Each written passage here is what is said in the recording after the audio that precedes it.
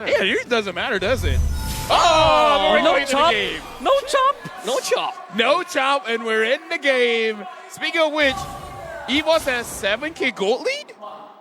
Nah, there's something wrong here. The game just started. The game just started. That was the previous game. This is how strong the law is, you know? His presence alone is more than enough to break the entire statistics of the game and the economy So and numbers. funny. No, imagine the buff that you have. The moment you go into a game, you immediately get a 7K gold lead.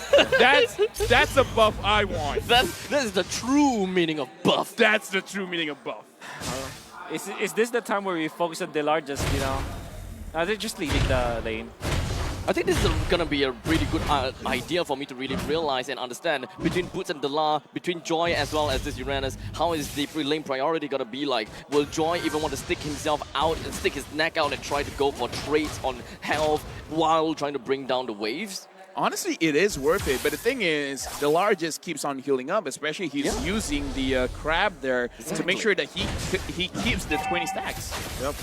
And of course, in the meantime, in the middle lane, we do have Keyboy as well as Kyrie jumping onto Dreams. It didn't really quite suffice too much to our kill. Oh, however, Delar against Kyrie. this is going to be something. Delar is just going to be jumping himself right in the face of Kyrie. The Appraisal's Wrap did manage to connect, but Delar is still going to be A-OK, and we know for a fact that he will regenerate back.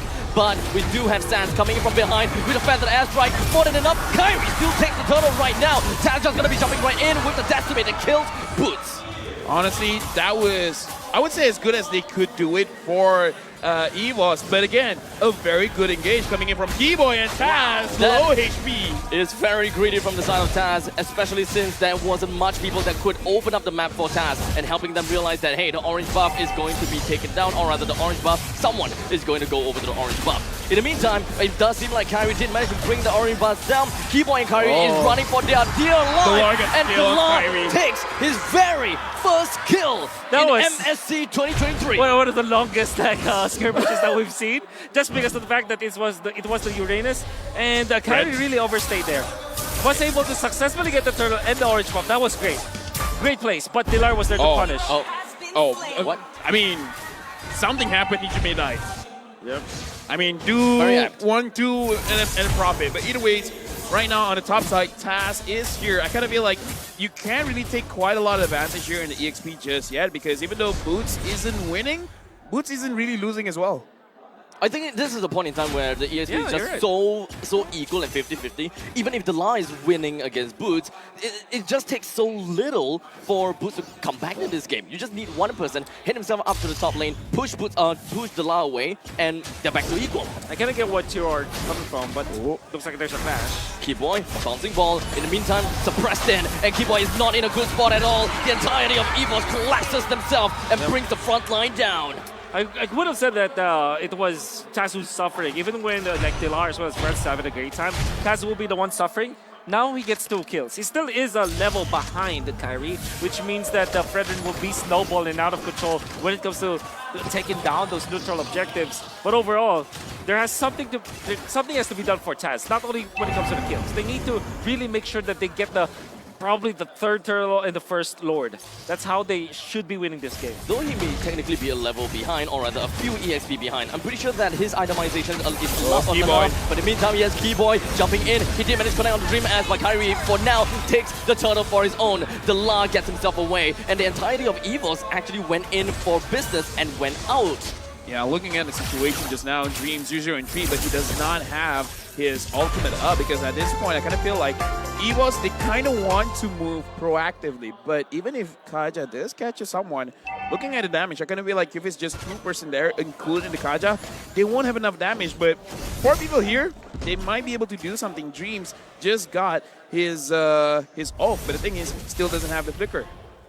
You can see that already. You can see the strength of the Fredrin. Like, he's able to really tank up, and whenever he gets the 1st turtle, it's just really a massive boost to the farm and tank ability of a Fredrin. Oh, too early. Just a sliver, runs himself away and pops off with the feather aspect for a little while longer. Kyrie, with the Appraisal's Wrath, he will be able to bring Taz down.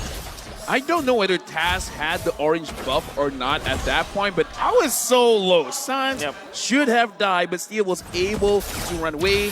And just an interesting point that I got to give over to Wolf now. The Lar, he's not building the Enchanted Talisman first. Yeah, he's building the Oracle, meaning he's going straight for defense. Yep. Because he knows that he needs to tag up against the Joy. Somebody has to take care of business. So you have a little bit of damage mitigation for magic from the Oracle. Yes. Of course, that's Farsa as well as the Joy, who's going to be a problem later on. Then you go to Talisman afterwards. Best of both worlds, huh? You're able to sustain for extended team fight, and of course, you're going to be A-okay with Sans and Blue. I like that. 100%. Right now, looking at the bottom lane, Keyboy is charging up. Dreams catches him. Dreams immediately brings CW down while Keyboy was looking to try to bring down the bottom lane. Keyboy, great Tyrant's Rage, slams Reapers right over to the wall, and the rest of ONIC follows by. Sans almost managed to help to bring Dreams down. But Taz is here with the first decimator connect down onto the front end. Keyboy jumps himself right within the range of the turret, and he's gonna be A-okay. A lot happened, but I gotta say, man, perfect timing by Keyboy. He knows, like, okay, you guys are gonna recover in 3, 2, 1, clap back. That was, there's just a lot of micro things that happened in there. First, the jump coming out from the Kaja, that was Dreams. That was immediately piled up by Bennett's Rage.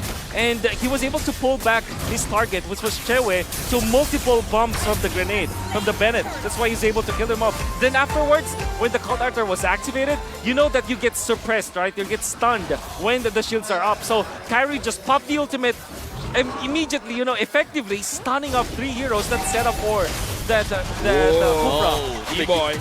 Speaking of catch, Keyboy, they're trying to go for it, but no one else was really around that to follow up. Oh, and Kyrie was able to retrieve that gold crab away. So, small win, but you know what? Any kind of win, you're just going to be appreciative of it. Right now, let's look at the items. Anything we should be thinking about here? Okay, so yeah, you mentioned the Oracle. There is an upcoming Dominance Ice for Dilar, which kind of deals with the 1-1, which is much needed. And on the opposite end, some just casual items from the Kufra so that he's being able to last up against the Moradin. Right now, Dilar is deep into enemy territory. Looks like he's just getting vision a little bit. So far, looking at the mana pool, he should be able to handle Boots quite well. Speaking of which, Boots and Dilar, not winning, not losing. Both EXP laners, they're just kind of like doing their job, biding their own time. It's a very equal fight, right? We're looking at both teams pretty much hanging on the knife's edge. Anything that will happen, it will eventually erupt. Now, looks like EVOS tried to catch Keyboy off guard. Took a little bit of damage. So far, Keyboy, he is going to be the linchpin. Kyrie goes in, finds Hijime. The front didn't really quite connect on the Hijime though. Forced him to went off with the Cult Altar. Oh, what a good go-ahead play coming out from Kyrie, utilizing the Retribution, knowing that the next objective will be about 20 seconds away, so it will be cooling down for sure. What he did was to force out the Cult Altar just because of one micro play. Didn't really quite connect with Tyrant's Revenge though. Hijime was looking for a small little happening, but it seemed like he would want to go in anytime soon. But Sans finds something, and that is a Feathered Airstrike that actually managed to slip down the Hijime and Brands more than enough to force them away. This is a small little priority that they can have. I gotta say, man, EVOS, they gotta slow things down because Hijime needs a bit of time to come back to the Lord fight. But right now, Keyboy, the Lar is there. Keyboy doesn't want to go for the Lar just yet. Oh, that's crucial. They lost control of the Lord, but now Hijime, his ultimate is cooling down. And now, looking at the Lord, about half HP. Kyrie, as well as Taz, is both there. The Lar soaking a lot of damage. Dreams tries to find any angle that he can get. And now Keyboy is just there. Brand from back. The Lord so low. Brand secures it. It doesn't seem like Brand will go down anytime soon because him getting it as the Lord is gonna be big. And for now, ONIC continues to tower through and power through. Hijime and Taz did go down, but the Lord is still gonna be working for themselves. Boots are gonna be counting in. The proxy helps them bring Taz down as well as the first tier turret. Oh, what a jump coming out from the entirety of ONIC. But even better was the ultimate coming out from Keyboy. Once again, this time, he didn't have any sort of help or setup. It's just literally the melee-based comp that you saw coming out from EVOS getting punished by the Kufra. Still, Brands secures the Lord, and that's massive for EVOS. But then again, Kyrie Ever so efficient. Steals an orange buff up top. Yeah, I gotta say, man, that was crazy. I would say the play came from both gold laners, man. Brand secures the Lord. CW secures 2 kills for himself. And the thing is, they gotta find a way to make sure that Brands is all right. San so far has not died. And again, this Farsa deals a lot of damage, even though short, very soft. They gotta make sure that Brands is taken care of. As long as Brands is fine, he should be okay. He died twice. Then wins the fight, will inflate their lead to about 5,000. Now, one thing that we're gonna have to reconsider and remember is the fact that EVOS did manage to pull off getting themselves the first Lord, and that was no fluke.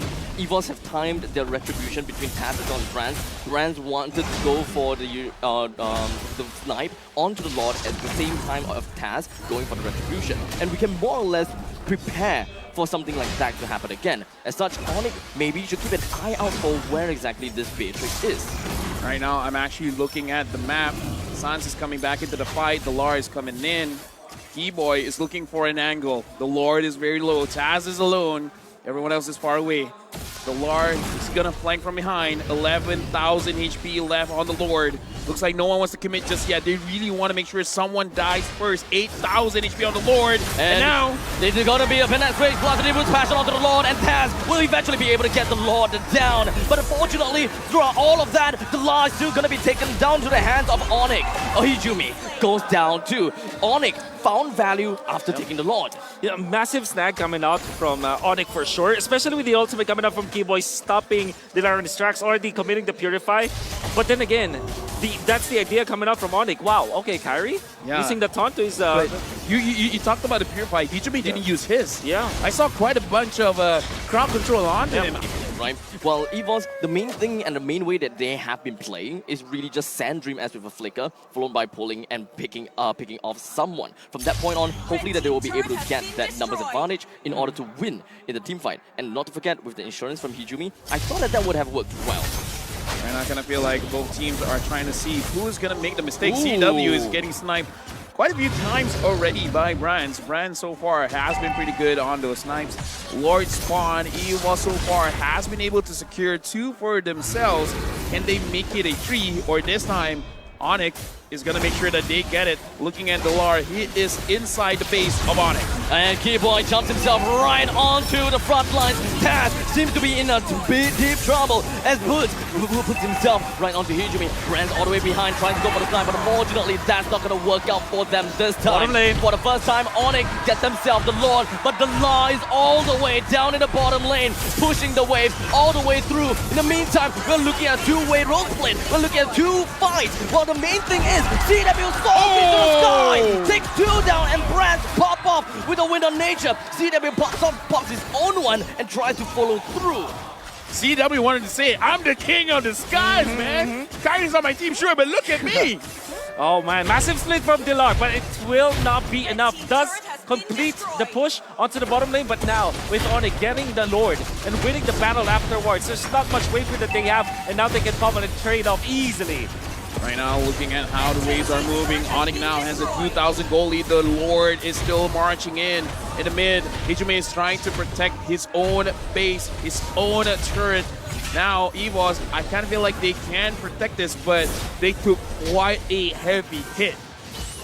100%. I mean, ONIC will lose their bottom lane, but the fact that there still is a Lord and a lot of big minions marching, ONIC still has map control. And Sands flickers forward.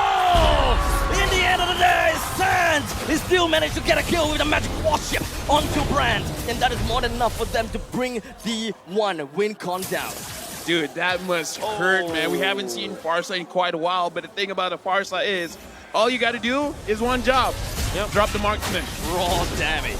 That's what we want from the side of ONIC. And speaking of raw damage, look at the amount of damage that they can deal onto Delar. Despite the fact that he is pretty tanky, they still can bring him down to such a low percentile of health. ONIC forces their objective and push their way through. Brands is nowhere to be seen, and this is one of the best opportunities for ONIC to make a play without the main damage dealer from the side of EVOS. As such, Kyrie makes himself the front, and he's just wanting to get himself right in the middle, but unfortunately the immortality will be popped. Brands joins in the frame, and ONIC finds this time to run away, but Dreams! He knew that this moment would come with a flicker. He brings one. ONIC look like they overstayed their welcome there. Definitely. They've already pushed out 3 lanes of turrets. You should be happy with that, especially knowing that Brand's timing is going to be cooling down. You know, he's going to Fear the Lord, and again, at this point, it kind of doesn't matter about the gold.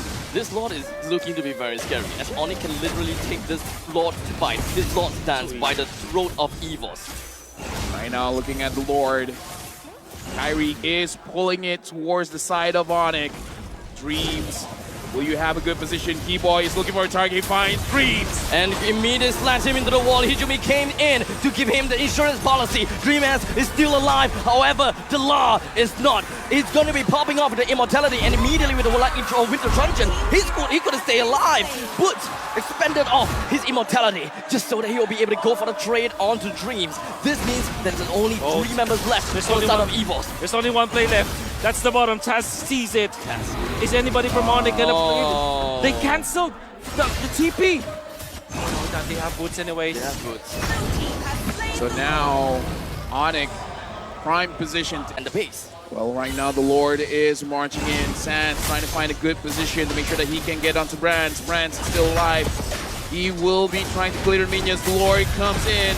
Better strike used. And does seem as though Taz was hoping that he'll be able to get a kill down on Sans, but the rest of the members from the side of ONIC will probably want to focus down the core. But the Lord is free, he's frozen. He don't care about much at all. But the main front line of ONIC is gonna seem as though we've got Kyrie taken down. But there's quite a lot of trade. Dream, Taz, the Law, all of them taken down. Keyboy, backline, but they don't care.